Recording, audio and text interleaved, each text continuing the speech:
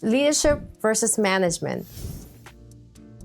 What do I think about it? Actually, I hate to be a leader and I hate to be a manager. Honestly, don't tell anybody, but it's true. My kind of natural state is samurai.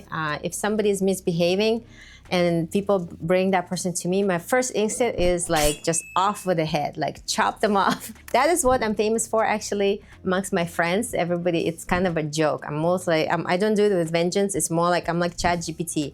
This piece is not performing, remove this piece and replace it with another piece. That's my natural, honest to goodness state.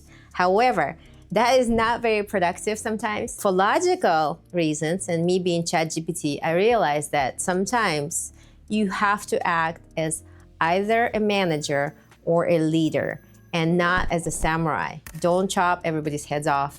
Instead, register. It's infinitely more cool to be able to influence your employee in a way that they can perform at the highest best. So how do you make your staff, through leadership or through management, to make money for you? It's very important because most people don't understand precisely what the difference is and apply management to their business and not so much the leadership. On the other hand, there's people who talk a lot about leadership but don't actually display leadership qualities. Both of these situations, the results are very weak. And as a business coach, I see that all the time. And even in my own businesses, sometimes I have to play a role of a leader. I have a very clear understanding which hat am I wearing and what is my desired result. If you watch this video until the end, you will understand the difference in a very fundamental ways. And that actually will unlock a lot of the problems you're challenged by, a lot of bottlenecks. I always love the statistic that the average US-based employee gives you only 19%, I think, of productivity. And that always killed me because I'm paying 100% of wages. Why am I getting only 19%? At the very beginning of my entrepreneurial journey, over 10 years ago, I learned that statistics and I started thinking like, what can I do to change that? And the prevailing wisdom or the common behavioral pattern of entrepreneurs or even businesses is to apply management to that. You can force your employee through increased productivity. An extreme example of that is actually Amazon, where they would actually time your bathroom breaks. Allegedly, I never worked for Amazon, but that's what I read in the press. Or they would even display, like light up the buttons they want you to press. So every step is very much coordinated. Same thing for McDonald's or like larger corporations like that. They will take every single step of the worker, of their employee, and they would control that in a very precise way. And therefore, through management of those processes and management of those people through KPIs and things like that, they would actually get increased productivity. But I always thought it's such a laborious, it's such a difficult way to make somebody productive. There's got to be a better way. I'm just frankly too lazy to do that, and I'm not going to do that. I'm not Amazon, right? I'm definitely not. So the way that I personally discovered works way better and you get way more productivity out of your employees is if you apply leadership.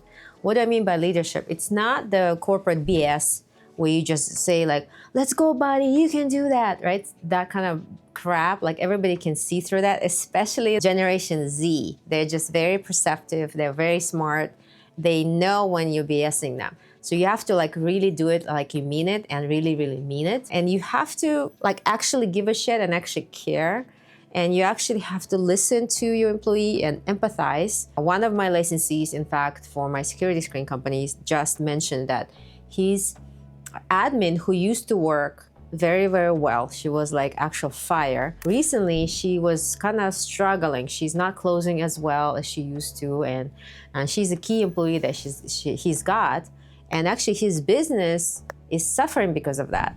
And I immediately asked him, why don't you have a discussion with her? Did you talk to her? He immediately said, no, because I don't want her to feel upset or threatened. She doesn't really have a family or a lot of money or resources. Like, what is she gonna do if she loses their job? So he went off into completely out into the woods with that whole sentiment and kind of refused to even deal with that, honestly. So I actually reached out to her And I said, like, I would like to talk to you and have a training session. But what I'm gonna do in the training session is actually not to talk about the skills, because she knows exactly what needs to happen, how to answer the phone, what to say to the clients and all that. It's not like she's lacking skills. It's more like a mindset. She must have lost the affinity towards that entrepreneur or her boss or the business. She forgot the main purpose for that business, which in security screens business, we're saving people's lives. So it's a huge important purpose. So if people lose sight of that, it is the leader's job to remind the person about that, to give their job a meaning.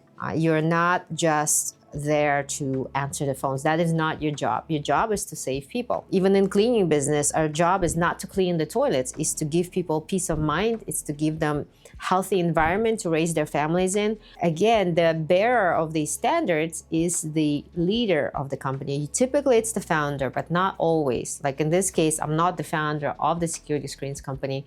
I'm not even part of that company or shareholder.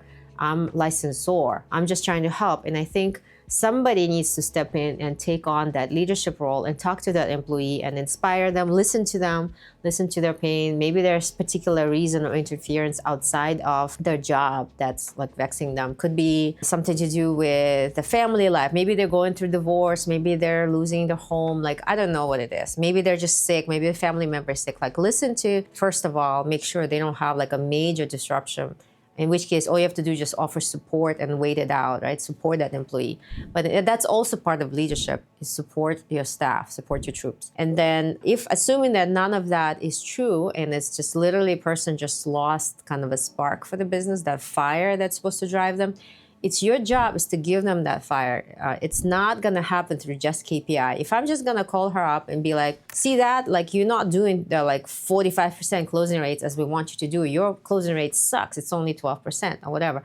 That's not gonna make her work at 100% of her capacity. It's only gonna be maybe 25, up from like 15. But we don't want it here, we want it over here. For that reason, I think leadership job is very, very important. Another example is we recently acquired a small carpet cleaning company in Las Vegas. It's called Carpet Monkey, has excellent reputation. And again, there is a situation there that requires me talking to one of the original employees. Last time I was in Vegas, I reached out to that employee personally. We've never met, not even online. So I messaged him and I had asked him, hey, can I buy you coffee or lunch or whatever? So we met for lunch, and I literally just sat there, listened to him, and I talked about his dream, his background, and just kind of like the vision for the company. I didn't give him the inspiration, the big picture. We did it all later as a team, but just to create that connection, that is another example of leadership, not so much management. I wasn't managing the guy. Another example, in the very same company, I was talking to a new admin. I didn't hire her, I didn't train her, but there was a sentiment amongst the partners that she's losing something. If something is not firing right correctly, and nobody could tell what it was because she received a lot of support, she received everything. Again, the role of the leader doesn't have to be me, doesn't have to be the founder or visionary. It could be anybody in the team, like any manager. Preferably her immediate supervisor, that should jump in and inspire that person. It's almost like you have to be a miniature of Napoleon and like drive your troops into the battle. It's not managing them into the battle. It's like you inspire them to go. You want to spark that fire so they go willingly and they're willing to die for you, right, on that hill. So that's literally the leader's job is. I'm not honestly very good at it. I don't enjoy doing that. I'm not kind of like a juju. I'm probably more of a manager, natural born manager rather than a leader. But I logically understand that in certain situations, right, when you feel like one of your team members has lost their fire for your business and they're only giving you 19%, that is literally the job of a leader. I don't recommend, as a business coach and as an entrepreneur with multiple companies, I don't recommend applying manager to that situation. If you apply manager first before you like revive that fire, that's not gonna work. What is it the right situation to play the manager instead of the leader? It's when it's not the attitude, but it's more some kind of mechanical issue. For instance, this employee, she has a great attitude. You can see that she's working day and night. She's doing the best she can, but she's like dropping balls. That is not the situation where you should apply leadership, because leadership is not gonna help it. Leader can inspire her to do even more, but she's already doing a lot. In this case, manager is the correct solution, because manager will step in, talk to the employee, get the feedback, and probably design the systems around her, right? Create like digital VoIP phone systems around her, so redirect some traffic. When we first started Support Maids, our house cleaning company, my first business, my first own business, when we started getting busier and busier, our partner who was responsible for admin work, she became overwhelmed because we had such an enormous volume of calls, emails, messaging. It was really crazy. But we didn't have a CRM, we didn't have digital phone system, we had no communication system, total mess and chaos. So it was really, really stressful for her. So in that case, the correct solution was, to which we arrived and successfully implemented, is applying systems and applying management. And that's what allowed us to ultimately scale. And that's what we're doing now as a licensing organization. Like, we're scaling the same model with multiple companies across the country. So when somebody is overwhelmed with tasks, if the workflow is sticking, that means a manager should step in and unstick it. If there's a new process that's implemented and it's not firing off, like people don't take on it. For instance, you introduce Slack for the company for everybody to be on, but nobody is on it. Is that the leader's job to come in and corral everybody? It could be a hybrid in this situation, but actually it turned out to be a management job. So as a manager, you go to your team and be like, why aren't you guys using Slack, right? We spend money on it. Everybody says wonderful things about it. Get on a damn Slack. And they tell you, well, actually, it's because we get much faster response if we just call somebody. In which case, you negotiate and you say, look, we're gonna assign somebody just monitor this channel on Slack. I can guarantee you, if you put in your request there, you'll get the response within the first 2 minutes. Deal. So then you have to guard it like a hawk, so make sure everybody's complying with that, and then you have a working system. Everybody's on Slack. Again, that's a management implementing a system when it's not working, right? Somehow it's a new system and it's not taking like it should. You have an idea, you have a pretty good understanding that it should work, but it's not working. So manager's job is to kind of facilitate it, to tweak it, to fine tune it until it actually works. Another thing is managing existing processes. For instance, you have disciplinary system, accountability system for your employees. And one of the employees is misbehaving, like doing something wrong. Like, for example, they were super aggressive towards their coworkers. They're causing distress and disrupting everybody's. Is that a leadership issue? Is it a management issue? It's kind of both, but it's mostly a management issue, because leader's job is to initially inspire that person, right? And to give them the vision, to give them support in the beginning, like psychological or whatnot, inspire them. If you realize that in this particular case, person understands the rules, but they're just not willing, they don't want to do it for whatever other reasons, or they continuously violate it, that is the manager's job to process that person out of the company. Or as they say, release them back into the ocean. You shouldn't be a leader, because if you're gonna start applying your leader towards every problem, every misbehaving employee, that leader is gonna burn out. The leader needs to love the company and wanna actually make it grow. So if you just use your leader as putting out every fire, hey, this employee is looking funny, go talk to them. Hey, that employee is misbehaving, go talk to them. Hey, this employee is not performing, go talk to them. That leader is not gonna wanna live, let alone actually drive that business's fire. So you need to be protective of your leader. So if there's any kind of routine thing or misbehavior, or there's a disciplinary system and somebody is going off and violating company rules, it's the manager's job to take care of that, not the leader. Please give me feedback in the comments. If you just get to that very clear understanding whether or not you're a leader versus a manager and apply that, ask yourself that question.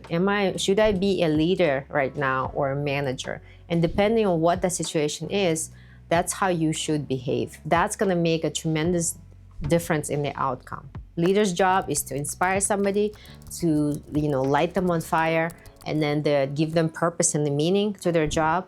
And the manager's job is to kind of remove the obstacles and to make sure all the processes work. But the person who's gonna get you to that productivity, 100% productivity, in my opinion, is the leader. Let me know in the comment if you agree or not. And if you have any other questions about management, running your own small business, scaling the company to 7 figures, please let me know as well. I really appreciate you watching. Thank you so much, and subscribe to my channel. See you in the next video. Bye-bye.